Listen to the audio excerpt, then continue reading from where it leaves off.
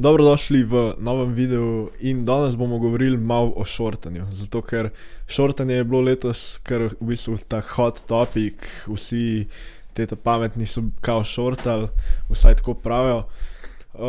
In v bistvu je bilo to letos še najboljša strategija, ne.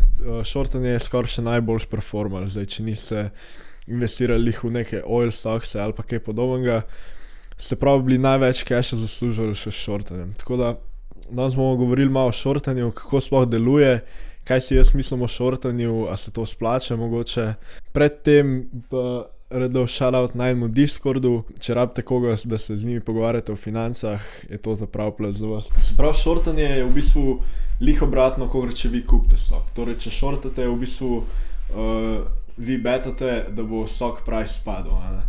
Torej, recimo, da kupite en share, isto kot če bi ga recimo kupili, pa bi šel share price gor za 10 evrov, bi naredili 10 evrov, v tem primeru, če gre share price dol za 10 evrov, naredite 10 evrov. No in če najprej razložim v bistvu, kako shortanje sploh deluje, ker zelo veliko folka v bistvu še tega ne ve in v bistvu meni se zdi dosti pomembno, da preden začnete shortati potencialno, da vsaj veste, kako to deluje. No, rečemo, da imate vi en stock za 100 evrov, ki bi ga radi shortali.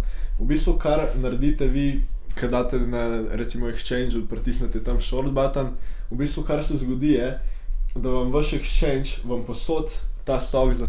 No, vi dobite sposojen stock za 100 evrov in v bistvu, kar naredite, ko shortate, je prodate ta stock, se pravi, prodate ga za 100 evrov, imate torej 100 evrov in pol recimo pade ta stock price na recimo 90 evrov.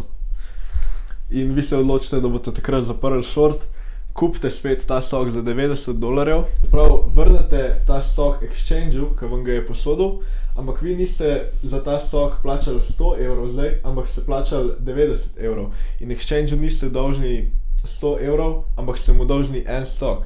Torej vrnete mu en stock in v bistvu to, kar kle ostane, 10 evrov, to je vaš profit. Tako se v bistvu naredi cash na shortanju. No, ampak pri shortanju pride v bistvu tukaj zelo več tveganja, kakor vi kupujete delnice.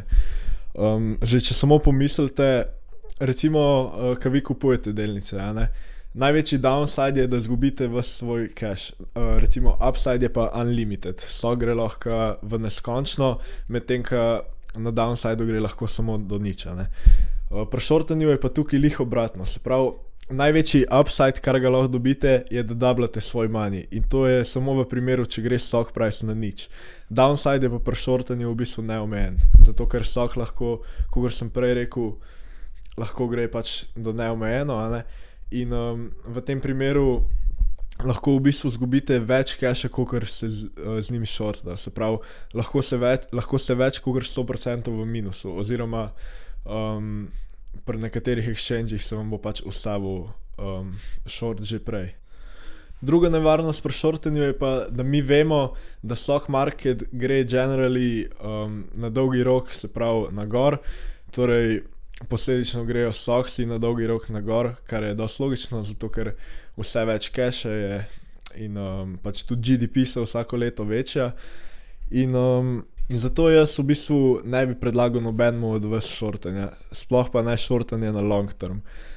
Sploh, če v bistvu ne veste, kaj delate, za tiste, ki pa mogoče imate kaj več pojma, pa je v redu mogoče shortanje na short term, kakšne te swing short tradi, to včasih naredim, ampak tudi to zelo malokrat. Sploh pri stocksih je v bistvu zelo težko shortati, ker je toliko stvari, ki lahko se zgodijo, ki lahko pridejo vmes, v bistvu, ki jih ne morete lih pričakovati, tako da je res težko najti ta pik pri shortanju pa pol in vedeti, da bo šel stock od tam dol, ne.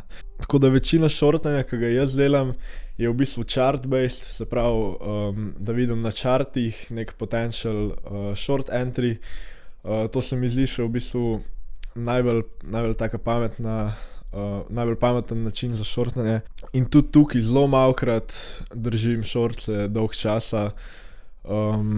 Večina shortov, ki jih jaz delam, so v bistvu neki taki scalp shorti, ki v bistvu trajajo manj kot en dan. Zelo malokrat se zgodi taka situacija, da sem jaz siguren, da bo nek stock ali pa kjerkoli drug asset v bistvu na daljši rok padel. In tudi če se zgodi, se mi zdi, da so ponovadi v marketu boljši opportunity. Zato, ker, kot sem prej rekel, tudi upside, če ne uporabljate leveragea, je v bistvu samo 2x. Tako da meni se zdi, da se shortanje ne splača preveč. In ja, to je v bistvu bil tak kratek video, samo da razložim shortanje, ker vem, da veliko folka, sploh v takih časih, kot so zdaj, mikajo shortsi, ampak ja, v bistvu meni se zdi, da taki časi, kot so zdaj, se bolj splača izkoristiti za kupovanje assetov, ki so undervalued, in to se mi zdi boljša strategija. No. Tako da ja, upam, da se uživalo v videu.